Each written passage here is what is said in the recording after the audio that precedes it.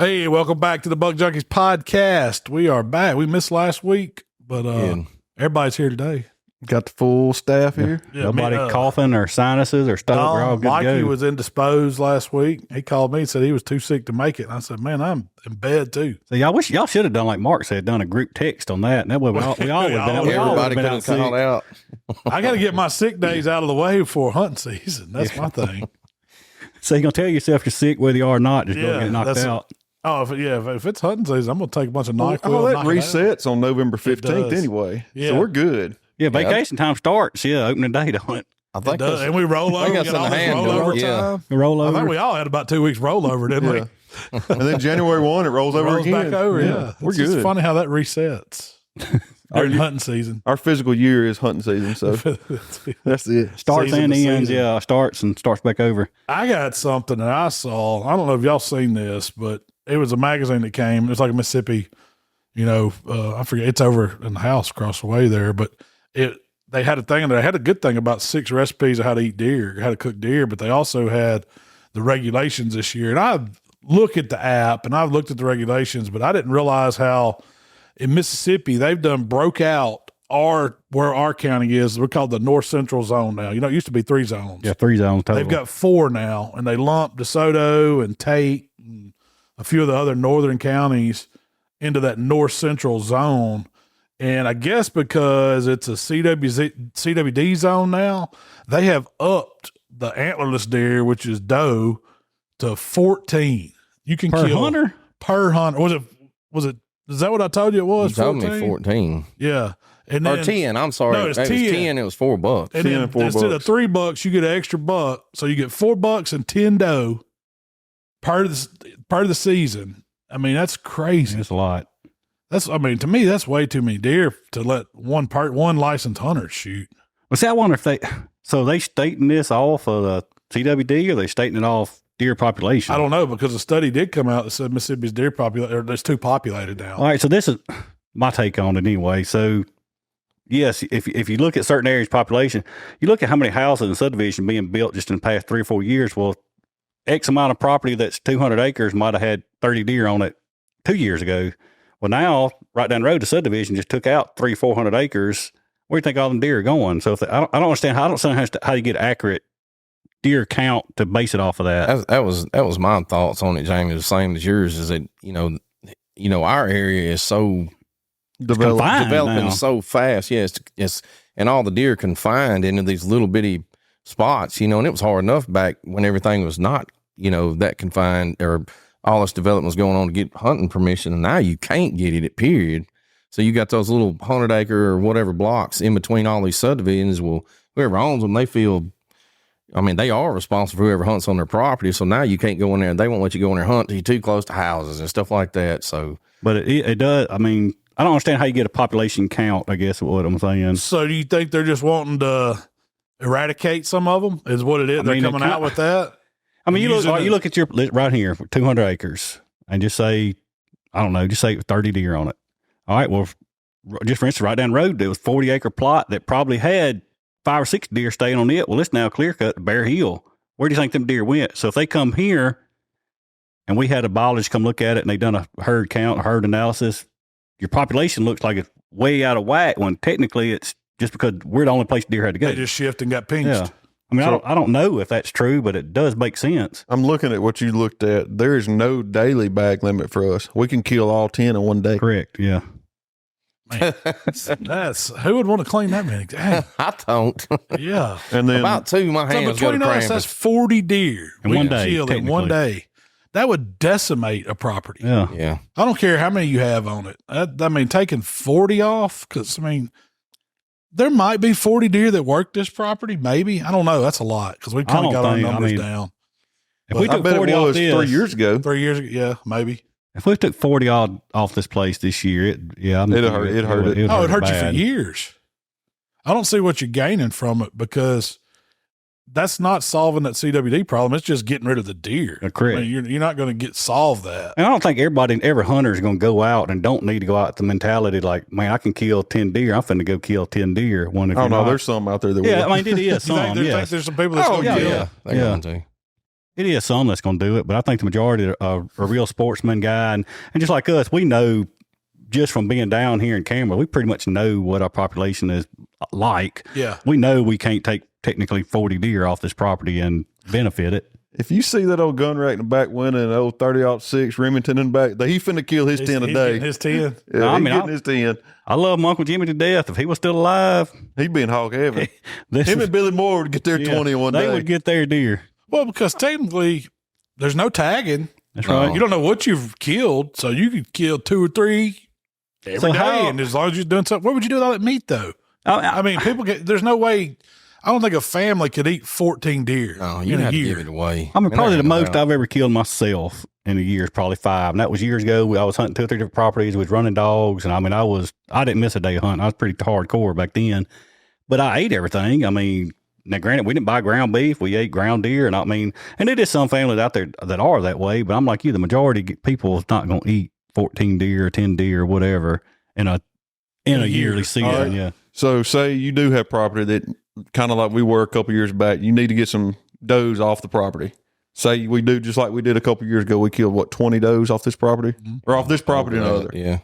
So what do you do? What would you recommend to somebody as far as getting that to a point to where you have deer meat through the year, it's manageable, and you can actually use it and don't go to waste? Because I've made that mistake before to where, all right, I kill 4 or 5 deer. Oh, I want roast. You can't eat that many roast. No. Like if it was me, I would grind everything up but a handful of back straps, and you can use ground beef or ground deer 3 days a week in some type of meal. You know, I'm gonna leave some of it muscled out for jerky. And then the rest of it, we're going to grind, and you're going to leave your back straps and your inner loins whole. And that's the way I would put them all up. Oh, if we can duplicate the summer sausage and the smoked sausage y'all did, or summer sausage like y'all did last year, shoot, I know if I killed that many deer, I know I'd do 2 or 3 deer just in that. I have cooked and eat every piece of that we made, or that I had anyway. Oh, I'm out of breakfast. I'm done with it. So I mean, with that, I mean, I would do 2 or 3 deer just in those, just to grind, that grind in that sauce. I mean, that deer sauce, I used it in chili. I used it in everything. For breakfast, spaghetti. Yeah, spaghetti. I mean, it was already seasoned, meat. It ain't just breakfast sausage. So I used it in a lot of things, and it was excellent. But, the summer sausage, I mean, that's something I eat a lot of anyways. And man, that stuff was good we made, but that was, you could do those if you didn't just want to eat plain old deer, roast or whatever, but you got to have the equipment to do it. That's the thing is like, once you get, I mean, you got to think that's probably average, say 120 pound doe. You're probably getting 40 pounds of meat. Yeah, 50, 60 pound tops. So, I mean, you're getting 200. If you get 5, you're getting 200 pounds roughly of meat. I mean, that's a lot. It's a lot. If you pitch in and everybody's got, a piece of equipment, or you have all the equipment or something like that, you could always make a day of it. And, even if your buddies hadn't killed nothing, is buy all the stuff. Say, hey, if y'all come help me, I'll split all this up with you and, make enough summer sausage and ground that year to kind of. That's our plan this year. Yeah. Like we're gonna hold them and then cut them up, and whoever there is helping process and do it. That's how you split it up. So you figure we need to probably do 4 deer every time we do one. That way everybody knows they're going to get 35, 40 pounds of meat. So if you did 10 deer and you carried a processor that's averaging probably $180, $200 to get. Oh, at least. Yeah, they're $100 all day long. It's non-specialty cut. Yeah, so if you do processor cut. Yeah, and that's ground hair and all. You do anything else, make sausage, summer sausage, all that. That 200 you can spend 200, 300 even, depending on what you're getting. So you can spend, just say, $10 $1,000 processing. Yeah. And some of them, I mean, what you're getting, I'm not dogging nobody, but I mean, I've gotten them from several different processors over the years. Some of them were pretty good. Some of them wasn't worth crap, Breakfast sausage didn't have much flavor to it, not a lot of fat in it. It was dry as crap. Same way with, some of the other things I got from them. It was not quality. I tell you, I tried it last year. I only done, I don't know, about 6 bags. I guess it'd been about 10 pounds, 10 or 12 pounds. I had ground. I seasoned it just like we did sausage, but I done it with like AP or prime beef or just salt, pepper, garlic, seasoned it, ground it, bagged it. And man, it was darn good. It turned out like it tastes, I mean, you still need to season it when you were cooking it, but coming out of the package, dude, it was excellent. Man, it made all the difference in the world. So I'm going to do that again this year for sure. So we don't have a donation place in DeSoto County that I know of. Used to, you could take it to the jail, couldn't you? Jail I don't think you can anymore. Yeah. Yeah, you could drop them off at the jail, and inmates would clean them, and or trustees, whatever, they would clean the deer, and I guess they'd make whatever out of it, soup or stew or something, for the inmates. But now you can't do that. I think the Palmer home will take it if it's processed. Processed, yeah. I know there is some places out there that will take it. If I process it, I'm sorry, but I'm keeping it. I mean, if you put it in, that's really, that's your way. To shoot the deer, that's the easy part. Yeah. The hard part is when it comes to skinning it, cutting it up, processing it, doing all that. That's where your work is. Well, once I get that far with it, I'm keeping the thing. If I knew some elderly people or something like that that really needed it, or it ain't got to be elderly people, if somebody really needed it and I'd already processed one, I might give it to them, or, quarter it out or something like that and give it to them where they could utilize it. But once I get that hair off of it and start breaking it down, it's mine. Yeah. Unless somebody's letting you hunt on their land, and you feel obligated to clean them one. But that's right. That's the thing, is like that part to me is the easy part. Like, I don't mind the whole cutting and grinding. Like, that's all fine. It's the cleanup afterwards and vacuum sealing is what I hate. There's nothing worse trying to clean a grinder. That is the worst thing there is to clean. That's why you don't want to just do one. Yeah. That's why make a day of it and get. If I killed the deer that day and processed it that day, had it in my freezer that day, that's better to me than killing it today. Than like, crap, Monday, man, I got to get icing it and letting it sit whatever, 3 or 4 days, cooler, whatever. See, that's what it never fails. You don't have time because you want to go back and hunt or whatever, go to work, whatever you got to do. You don't want to mess with that meat. So hopefully, having that walk-in cooler, we can hang some stuff, and then you schedule a day. This is processing day. Yep.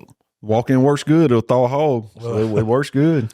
How long did you leave that hog in there to thaw out? 7 days, roughly. It was perfect. It was. Yeah, it still had a little bit of ice on the ham and stuff like that. It was still frosty, but it done good. Definitely need to keep it not wrapped, and you need it to have exposed to the air. Where air can get to it all the way around. That just lets any residual blood, anything get moisture off of it. Dry off. Don't sour, smell bad from that. So did you put it on a rack, or was that hang it up? Or? I set it on the rack in there, and I just cut the box, cut the plastic, and opened it up to where it'd get air. And I should have just took it completely out of the box and set it on the rack and let it drip, if it had any moisture or anything like that. But no, it done good. We're gonna get it figured out. It's gonna be a game changer for us. I got another one in there now. I got to go get one this afternoon. Yeah, it will be. When's that cook? Next week? This weekend. You got one this weekend? Yeah, the hogs didn't get delivered in time, so we'll have to speed thaw. We're gonna have to push it a little bit. Yeah, that ain't gonna thaw out. And you ain't gonna make 7 days if it ain't in there. And this is Tuesday.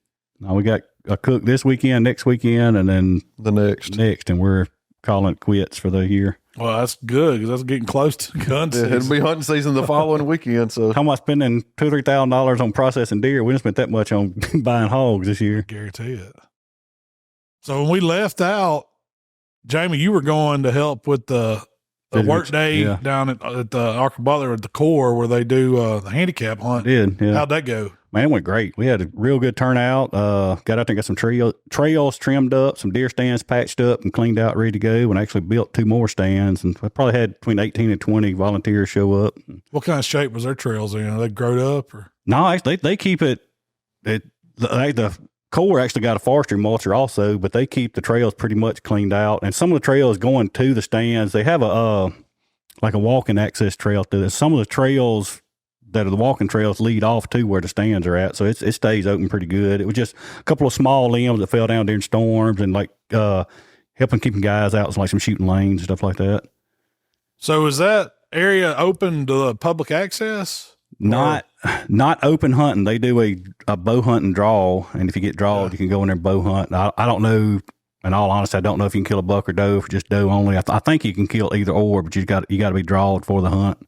What are the trails for? Just hiking in general? Like you can a lot of trails, and a lot of, like I say, the trails over the year, because the handicap hunt's been going on for 25 years, I believe, or longer. So it's some of these trails have been there for years and years and years, going to these box stands so you can get people in and out that's in wheelchairs or have some type of disability, either one.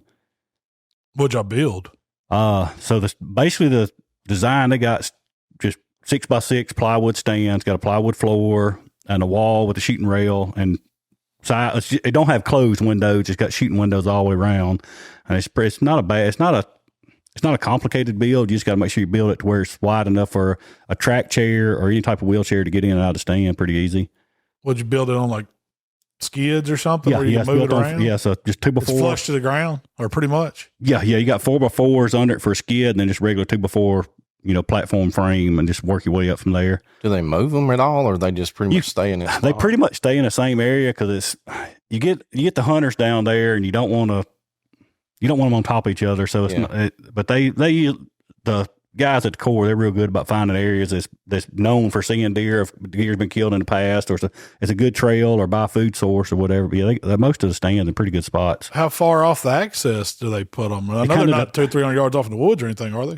Some of them are. Some of them are not too far off the road. And what's going to actually help out a lot this year, bad it sounds, with the dam being shut down, that one lower road that goes to the kind of part of the woods, that road's closed off. So man, it hadn't had vehicle traffic on it or foot traffic for several months now. So that ought to help the deer as far as how many deer they're going to see. They ought to have a jam up. I think it's going to be a pretty good year this year down there. With that, because the access has been limited. Yeah. So yeah, pretty much now everywhere you got to go around what we call the blue hole, the overflow side of the dam. So you're not cutting through the woods part where the stands are actually at. The only problem is those deer are going to have so much more land access this year without water being in that lake. Yeah. Yeah. Which new vegetation growth for them. I mean, there's a ton of lake food. Bed it's a jungle right now, just grass, which the water's up a little bit higher. I don't know what the stage is at, but it's up a little bit higher than what it was a couple of months ago. But I think pretty much where it's at now, I think it's the highest they can actually let it stay at. Yeah, for right now. They still have the camping areas and stuff open up on top. Yeah. I know it is on the, I guess by the north side of the dam. It's open, which is where we'll set up where the hunters will be at. So on the north side, I know it's open. The south side, I in all honesty, hadn't been across there, but I'm pretty sure it's all open too. Where's the campground? Is it close to that admin building? Yeah, where we set up for the actual hunt, where some of the hunters stay, and where we do like a food kitchen and stuff like that. Yes, just south of like the headquarters for the Corps right there. I can't think of this. It's by the blue hole. I can't remember what it is now. It's like the first campground. It's right before you get to the blue hole. Yeah. But no, it's a pretty nice setup. They get work. Hopefully, gonna have the building up, which can be their mess hall / kitchen. Hopefully gonna have it up before deer season 2, where the guys can get out of weather and the ladies do a bunch of good cooking in there and have it all set up and good to go. Do y'all have another work day scheduled, or is that probably not for this year, unless Rob or some of the Corps guys wants to come down there to help put some stands out. But I think they should pretty much have them 2 already put out. I believe what Rob said they're gonna do. So what do they put the stands over? I mean, do they have food plots and stuff like that? Some of it is because some of it is farm leases in there that they come in. The farmers lease the Corps land, so the farmer's pretty good about leaving a little bit of stand and stuff for them. They'll if the Corps is allowed to with their work schedule and weather, they'll plant some food plots. But majority of the stands is just hardwoods, acorns, and stuff like that. Yeah. Well, they just go out there and scout, I guess, like you said, try to find trails and things like that for them. Oh, they got it. It's set up really, really nice to somebody with a disability to, get them in and out. Did y'all build those stands back at the headquarters and then drag them out there? Yeah, we built them at headquarters. They're going to get the tractor skid steer with the forks and carry it out there and set it in place. And they have built them before where it was you build it and take it back apart and carry it out there and put it back together, which is not too difficult to do neither. So how did they make them to where the doors are accessible and stuff to get the wheelchairs and stuff up? So the doors are wide enough for a track chair, and they just open up like a regular house door, and they build a ramp going up to it. The difficult thing is to strategize on is the shooting window, because you got a guy that's in a wheelchair versus a guy that's in a track machine versus a guy that can walk, limited on his walking ability, but can sit in a regular chair. Yeah. So your window height's kind of, it's not a perfect answer to the window height. It's kind of, but you should have built them some multiple rails where they could hinge them down and fold. We actually did do one. They added back a rail to raise it up for somebody that's in a higher chair or something possibly. That way you had 3 different levels or whatever the height. And then I can see them having to set up or build it big enough where you could put a tripod up for the weapon, and it'd still clear a window, so it wouldn't. It was I can't remember the name of the company, but it was a shooting rest that you could screw to the stand or clamp to the stand that would hold the gun, and you had several degrees of movement left and right and up and down that would hold their gun. Yeah. I would like to get the ones that Bog makes. Yeah, Bog makes and put on there, because that's on the chairs. That would be ideal. Some of them chairs, because it would hold the gun for the hunter, and the hunter could put it around in front of them. Because it's even some of the people down there hunting, they can't you pretty much get the gun in place, and they help them get it lined up or whatever. But all the rest definitely help them that. So there's usually somebody in the stand with them. Just about pretty much. I'd say majority of them does have either it's a husband and wife combo or father and son combo or just two buddies have been hunting together. But no, it's definitely a good time. We got to figure out what we're cooking this year. Yeah. It's several people donated cook days or food to cook, and me and Mark can probably cook either. I don't know. Are they raising funds for that? Yes. It's 100% nonprofit. So if anybody has any interest in donating to help out with whether it's food or groceries or hotel room for some of the hunters, you can reach out to me at Jamie at killerhogs.com, and I can get you in touch with Rob or some of them, or you can go to the Arca Butler Physical Challenge Hunt on Facebook page and reach out to some of them on it. I know they need some help with a lot of that. Yeah. It's not a, I wouldn't say government doesn't give them any money. Nobody gives them any money for it, right? Not towards the hunt itself. Now some of the Corps guys are allowed to help work on getting the building up, and I think the Corps is, I guess that has some budget money allowed for the building. Where did they budget those stands? I guess, or y'all have to depend I think on actually donations? somebody this year. I know some guy. It's a company I believe Senatobia donated some stuff for the roofing material, and then I think somebody donated the plywood, and the framing material. I think they actually bought out of the budget. But what'd y'all build the roofs out of? That's always my question. it's actually just a 3/4 inch plywood roof, and it's a pretty cool idea. I wish I could think of the roofing company that gave it, but it's like a roofing membrane, solid sheet. And they just laid it over it and wrapped it around the bottom, and it's actually stapled from the bottom. Like that roofing felt paper or the plastic stuff? It's like a plastic. It's probably it's like a wrap, like a Tyvek. It's pretty daggum thick. It's not. It's probably 1/8 inch thick. Moisture barrier would work good. I never thought of that because you could just staple it underneath really easy and cover it. You're going to keep everything out. And I never thought about it. I was talking to Rob about it. I was like, man, I said a tin roof would be the quickest, fastest, easiest method. And he's like, man, he said. It was several years ago. It was a guy that was hunting in a stand, had a tin roof on it. Well, it come up with a thunderstorm, was raining. So the hunter's not allowed to get out of stand just for a safety aspect until, one of their team guys get there, one of the rangers get there, and, if they shoot a deer or something. So anyway, they showed up and the guy's out of the stand. Well, they're like, man, where the heck did this guy go? Well, they found that he was over there hunched down. Well, he was, I don't know what war he was in, but he was having flashbacks from the rain hitting that tin roof. Is like his gunfire. And I was like, man, I never even thought about somebody having, that type of disability that react to that. And he's like, yeah, tin roof. He said, we probably ain't doing a tin roof, but it's something I never thought about. So some people, they did let hunt by themselves then. Yes. It's a couple of older guys down there that capable. Yeah, they're capable, but they'll, you still can't get out of stand, but they're capable of sitting there. They'll sit there from, man, they're tougher than me. They'll sit there from daylight to dark and hunt. No, it's going to be, I think it's going to be a pretty good year this year. And they do that in December, right? Yeah, it'll be the first and second weekend of December. I'm fired up. I'm ready. And Mikey, you went down, where'd you go in Mississippi? I went to Sunflower WMA. Where's that down close to Yazoo City? Yazoo City. Yeah, down around Yazoo City, Mississippi. So what was going on down there? All right. So they, some friends of mine, for 40 years now, they have had an annual squirrel hunt. It's a group of guys that started out with a couple of guys. Beetle Bailey is one of the main organizers, but Beetle Bailey, yeah, I don't know his real. That's all I've ever known him by my whole life, I guess. He's like the head honcho over this thing now. I guess some of the older guys that used to do it a long time ago passed away and are not around anymore. So he's doing it, and of course, it's him, his son, and his grandsons that go, and then it's a bunch of other people that. From around that area out there where they live at and stuff, and friends and things like that go down every year. And it's usually about 25 of them that go down there every year.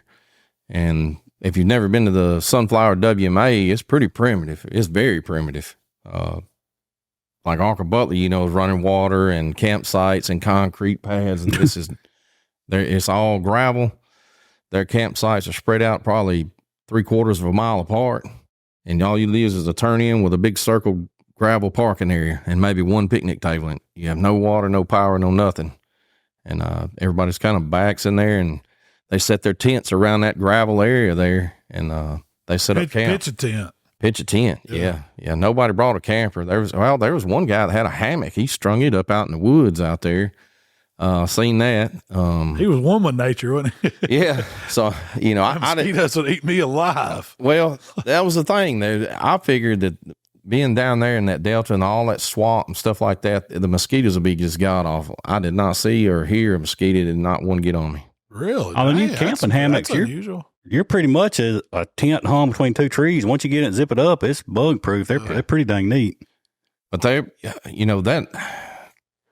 area down there is different than it is up here, because they go down there because none of the squirrels have wolves in them. Not a one squirrel that we killed had a wool in it.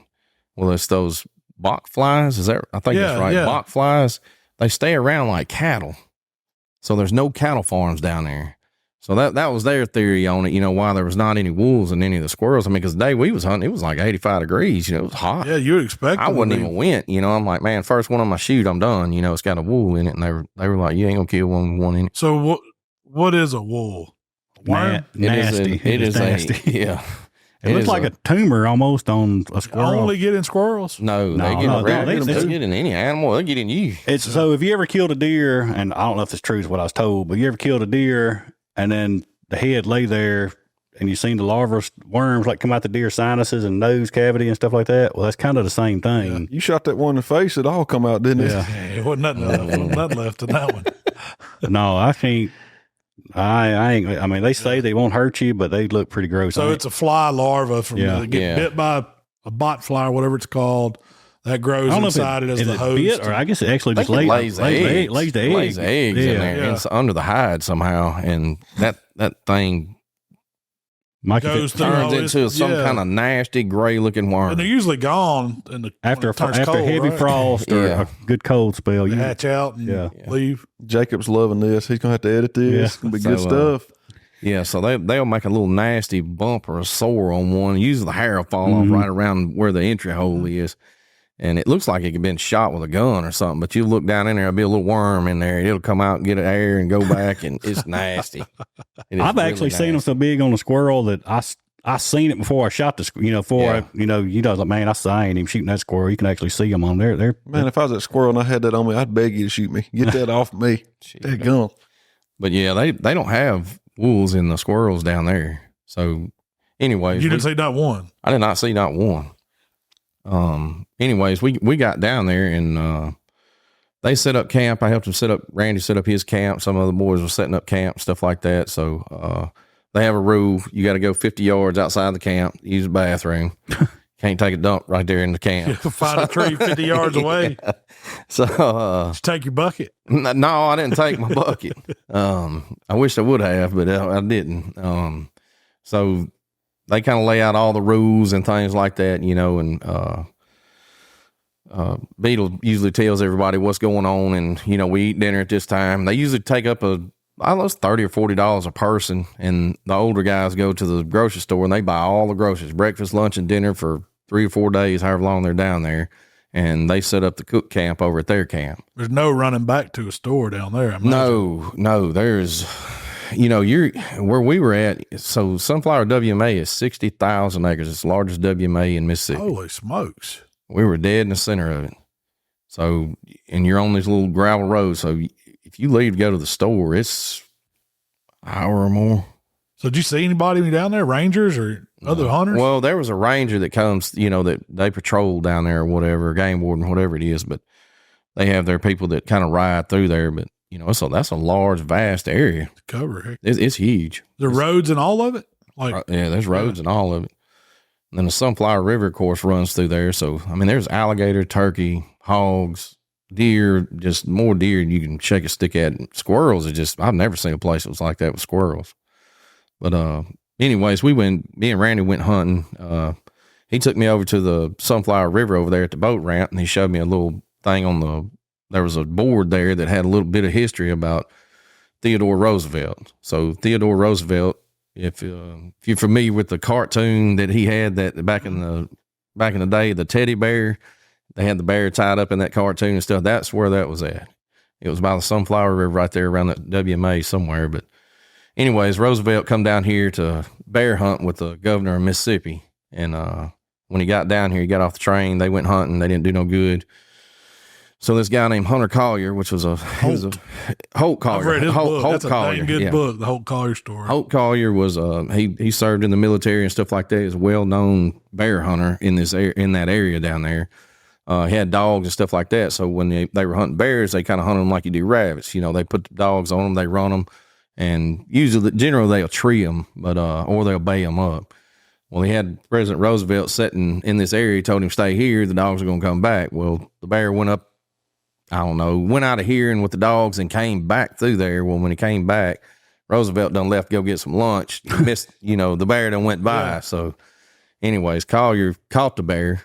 The dogs caught the bear. He smacked it with a gun and tied it to a tree and run back to camp to get him and told him, come on, I got the bear. Come shoot the bear. And he got your bear ready for you. Yeah, he got your bear ready for you. Well, Roosevelt wouldn't shoot the bear, so that's where the term teddy bear came from. Actually, the whole bit on that, that's where the actual teddy bear came from. Yeah. Somebody asked Roosevelt if they could name their toy bear the teddy bear, so that's where all that stuff came from. But he didn't. So he wound up not killing right there. Yeah. Yeah, he wound up not killing the bear, but Collier killed the bear. Because it was it was already, it was pretty much done anyways. Dogs had mauled it up and he done beat it over the head with a gun, so he wound up killing the bear. I forget how many bears it said that guy killed. It's a bunch. Yeah, he was kind of like that guy I was talking about when we was talking about the squirrel guy over in Arkansas. That's all that guy pretty much done was bear hunt. Yeah, he guided and hunted in the Delta down there. Yeah, it was different though back then. It was all cane breaks. Like we think the Delta now is all of our life. It's been flattened and the fields precision leveled and it's just all crops. Yeah. Back then it was all cane. It was like a jungle. And that's why we had all those animals in the Delta area down there. I mean, the ground was still awesome for growing stuff. People just didn't have it carved out back then like that. So until, the age of machinery come around where they could really start doing work on it, it was all hand cut what they did, cultivated. So I'd love it's amazing to see what that would be like. You go, you get some glimpses of it, like when you go over to the island over there. Yeah. You can tell how much, it's like old land. It's been undisturbed, not done anything to it. And that's, that place is kind of like that too. You get down there and there's, 100-year-old oak trees and 100-year-old, these monstrous cypress trees and swamps and cane breaks and stuff like that down in there. And it's a pretty neat place. It's a lot different than the Delta I'm used to hunting anyways. What was it like trying to hunt in there? Was it easier to move around or did you have to kind of pick and choose where you went? Well, this time of year it was kind of tough because there was a lot of switchgrass that was in the woods. I call it switchgrass. I don't really know what it is, but anyways, some of the woods were kind of dense with that. So it was real hard to slip through there with that stuff dragging on you. So what we would do, we would find like a slough or something and walk up the edge of the slough where the water had been up. Yeah. And it'd killed that grass out and it would come back down. So then it was just a dirt floor there to walk on. It's been so dry. Yeah. So we would walk right down the edge of those sloughs or rivers or whatever, and we would shoot the squirrels off of those. You really take dogs or was it? No, it was all steel hunting. We didn't take any dogs. It was all steel hunting. Me and Randy, we hunted together. He filmed while I hunted. He hunted and I filmed him, as we were walking, which that's a lot harder than you think it is squirrel hunting, trying to slip up on squirrels steel hunting. If you had dogs, it's different, but slipping through the woods, trying to catch a squirrel tipping around in a tree and filming it at the same time and get the shot on camera is tough. But anyways, we wound up killing a few squirrels and got to come back to camp, give them an instructions on how to clean squirrels because none of them knew how to clean squirrels. They all cut them down the back, pull them apart, and all that junk. So they get more hair on them, I think, that way. It does. How many did y'all end up knocking down? First day, 40. Oh, that's a good day. I wound up having to leave and come back up to Cleveland with you and Mark, and Randy sent me a text that Sunday and sent me a picture. They killed 158 total, like for over the next 2 days. Yeah, over 3 days after I left. Yeah. Yeah, it was a pretty exciting place to go. I mean, like I said, it's real primitive. So, I mean, if you went down there, you took a camper. I don't even know if you're allowed to take one. I guess you can. You need a generator and some kind of water tank or something. There's no public bathrooms or anything like that down there? They had one at the boat ramp. When me and Randy were coming out and hunting, I was limping pretty good trying to get to that thing. And Randy told me, he said, you might as well go in the woods. You don't want to go in there. I was like, well, is it that bad? He was like, man, usually there's doo-doo on the walls. There's doo-doo everywhere. So it's like 85 degrees. I'm hot and sweaty. And I go in this thing, and Randy opens the door, and he's just bust out loud. And somebody's already got a bird nest around the commode for you. No. So could have built it up. They done built up the toilet paper around there. Wasn't nothing on it. So I get in there and I'm in You went on and used it? I'm in bad shape. Yeah, man. I went on and used that bird nest. I sat down on that bird nest. Well, I didn't sit down right. I kind of sat too far back. So I got up to readjust with a whole daggum bird nest come up on me. It stuck on my butt. Sweaty butt cheeks. Man, I had to peel it off and build another one. Malcolm saying that bucket sounds so much better. You had that old bucket. You hadn't to worry about it. I'd had to find a tree limb to hang over or something. The grass was too high. Poking you. You had to make another style bird nest. Too high. Oh, it's either that or go down by the boat ramp and just hang it off the boat ramp. I was like, man, sure as I do. I can handle the whole bathroom thing, but man, I do like a shower. I ain't gonna lie. Well, that was my thing. Like I told him, I was like, dude, I said, 3 days I'll stay with y'all. I gotta wash my face and brush my teeth. If I can do that, I'm all right. But as hot as it was down there, I don't have to have a full blown bath. Y'all had It'd be real swampy. Y'all had some cover scent going on. You'd have your own cover scent. Yeah. That old barbecue trailer slide right on down there and be just fine. Yeah. But it is an excellent place to go hunt. Not just the squirrels. I mean, just the game period there. I mean, I was standing in the middle of the road and there were deer just crossing. You could see down these long roads, deer just moving back and forth across the road and stuff. Of course, they have hogs down there. They have plenty. They just eat up with turkeys. Y'all see any hogs? They killed one, Oh, but I didn't see it. Yeah. They killed one with a shotgun while somebody was still hunting and it walked up on them. They shot and killed it. Yeah. But I mean, the alligators and things like that. I didn't get to see an alligator with one run off the bank when we were walking up that slough while we were looking in the trees. And Randy seen him, but I seen the water move and him hit the water, but I didn't get to see him. But yeah, it's a pretty wild place. It's the wildest place I've ever been to, Really? as far as like untouched by Development. and just human beings. Period. There's probably property out there that people hadn't even set foot on for. I wonder what the rules are for deer hunting there. Is it just go by It's a state WMA, so it's got there. Or You gotta have the WMA permit. Yeah, see, I had to have license. that permit to be in there. you had to buy one to be in there? Well, I buy that Super Sports and it's on there anyways. But you have to have that WMA permit to be in there. When you go in, you have to fill out those cards when you go in the property. They have little check-in stations where you stop, you fill out a card. You put half of it like in the window you pick up, and the other half you turn in like when you leave. Yeah. You do that daily though, right? Yeah, usually most WMAs are daily. That one, I don't know. I think maybe if you were camping, you were allowed to maybe Have turn so that one many in at days. the end. But you know, Department of to Wildlife pay? Fish and Parks have a thing now where you can log into the Oh, yeah. WMA and you can check in with your phone now. So that's what I did Did you have phone signal down there? before I got there.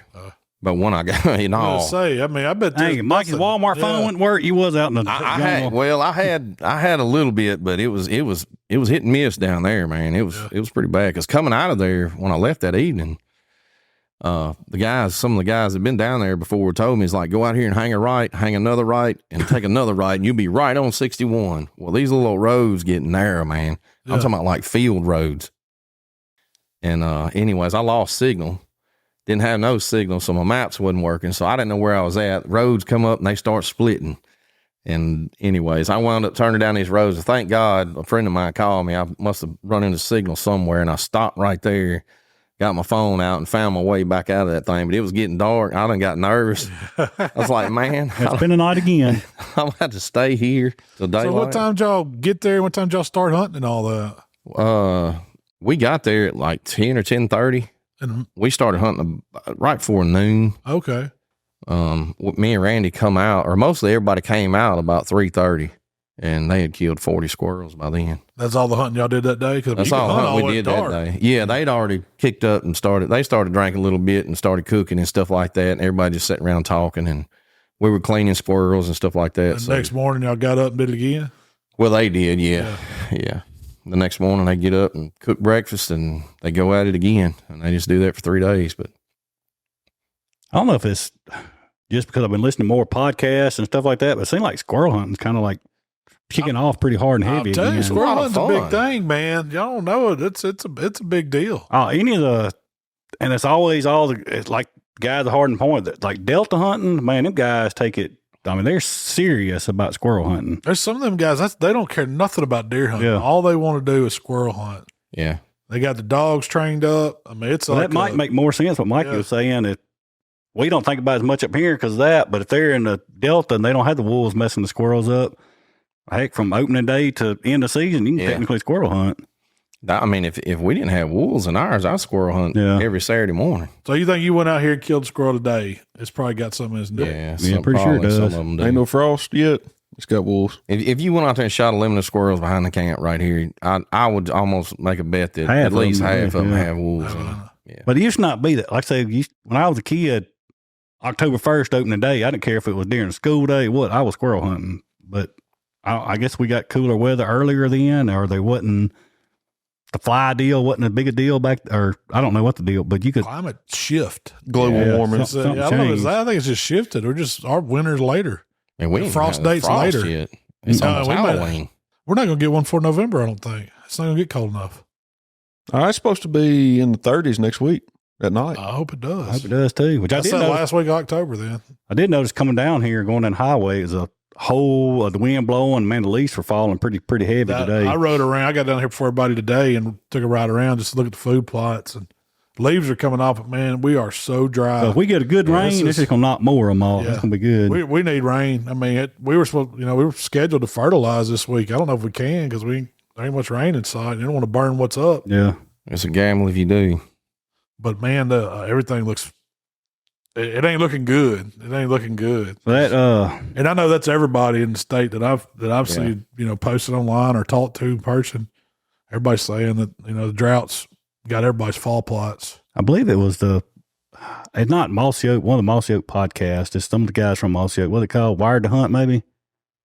Gamekeeper? Yeah, That's what Gamekeeper podcast. I was listening to it, and that's what one of the guys was saying is everybody goes through the battle like plant food plots, and you're trying to time it with the weather. And he said he's seeing more people, and he's recommending more to people about planting a food plot in the spring that'll carry over longer and don't diminish or do away with your summer plots just right off the bat. That way it gives you some food source to carry over till later in the fall or until you get a rain possibly. I believe if we hadn't done that, it would have been bad. Yeah. But leaving that vetch and buckwheat on the edge of all the fields. Even though we that's know where it's the going to deer die out, Yeah. but it gives you that maybe another month of food feed source. Yeah. to hope you get some rain for those fall ones to pop. And that was the whole purpose of doing that. But I mean, anybody could do that instead of just diminishing your whole bean field. Leave the edge, and it's going to die. Or leave a strip in the middle. Whatever. Something for them. That gives you leave a something cushion there. till that Yeah. rain or You have when a you get a drought like we plot have. in. That stuff's still thriving right now. Yeah. And that's also what they were saying is everybody. He said he wasn't really like for or against it, but as far as no-till, the Vantage no-till, if you go in and disc it, till it all up, then if it does rain 2 inches, it's not helping nothing because the ground's so dry. Where if you do a no-till and plant, it's going to do you're going to have a better result from that little bit of rain. You don't create that compacted crust layer. Yeah. By breaking it up like that. That's what blocks moisture from getting down in it when you do get a rain. Yeah. That or soaks it. As soon as it hits it, it soaks it up so fast. You're not getting any advantage. I saw a lot of people doing that this year where they were saying we're changing their strategies to where it was just come in, don't spray it, just bush hog it down, leave the green stuff down and plant right into that and let that layer lay there so where you're not disturbing that soil. Which Mark did. He did one area with that.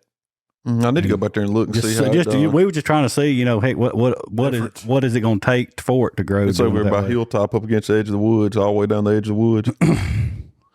We shall see. No, I looked at the weather. It's supposed to be 36 is the low for next Tuesday, Wednesday.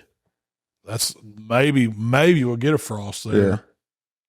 If we can get a front is that a front coming through? That's what it looks like. It don't show any rain with it, but I thought it showed rain first part of the week. We got when I looked last week, we were supposed to rain from Wednesday all the way to Sunday this week, and now they've done changed it.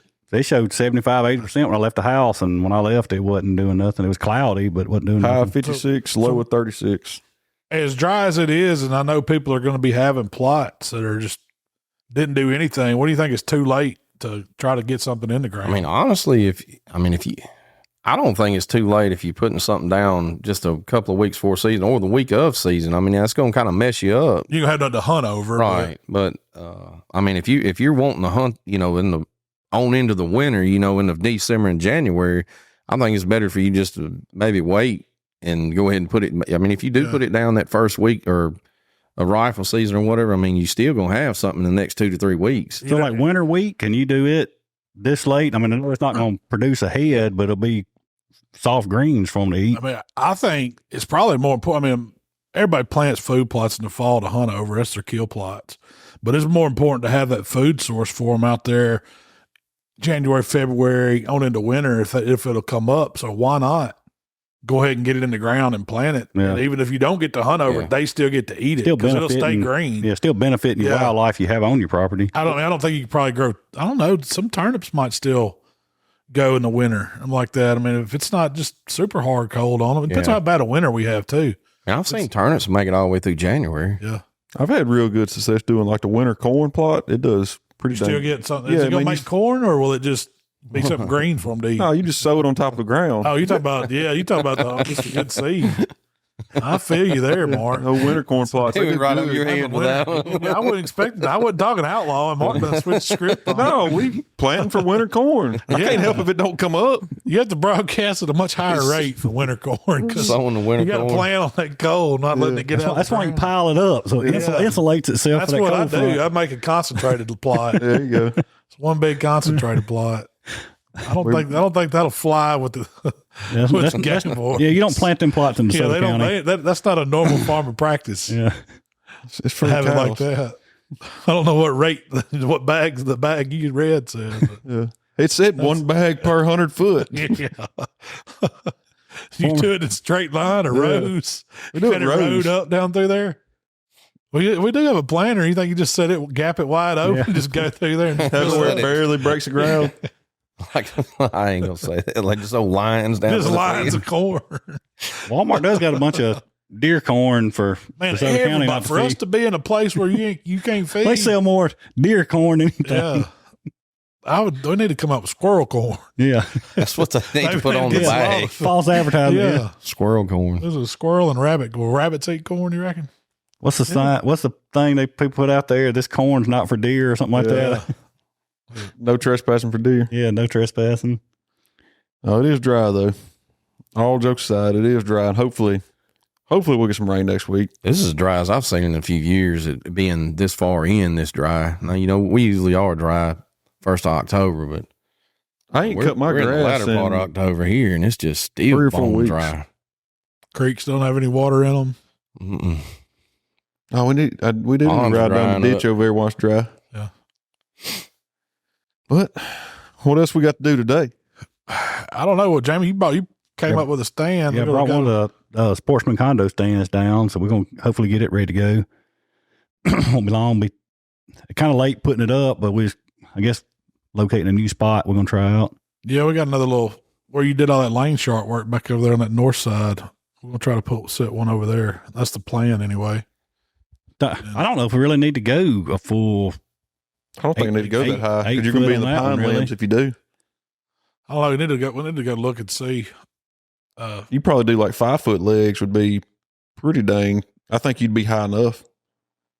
So why does everybody change from that too? Like y'all done got me hooked on all these podcasts, and I've never listened to them really. But that's what the guy's talking about. It's like, man, I was 30 foot, 25 foot, and he said now it's like he's hunting one of the what's the sling saddles? Not a saddle, yeah. And he's like, that's what I call it. He's man, I get up 8 to 12 Heck, foot. you fall that thing.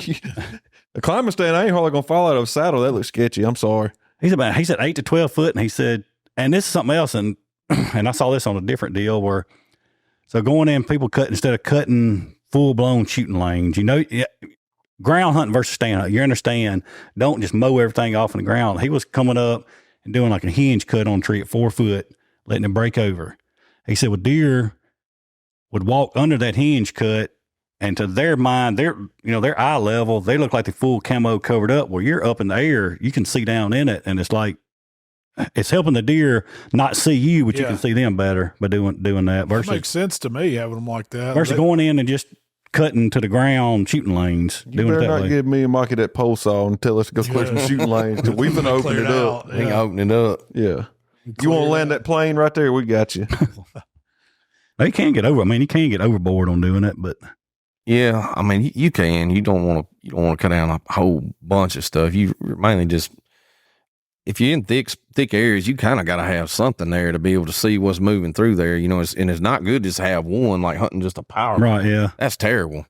Because if you ever hunted a power line, like they pop out, you have about 30 feet to judge that deer before he's to the other side, you know. You ain't gonna get another shot. So if you do like a turkey foot out in front of you, stand and run it like that, where you got 1, 2, 3, where if they cross through those lanes, you know, he came through this one, you kind of got to judge him there and kind of see him out there and judge him before he gets to the next one. Well, that's when give yourself an opportunity to be able to shoot the animal. You plant that winter corn, they usually stop on it. Yeah. So yeah, you get a little bit more time. Or you can do Mark's method and just man, plant a pile of winter corn right in the middle of the listening. shooting line. I ain't bought corn in 10 Mark years. hunts in Texas, by the way.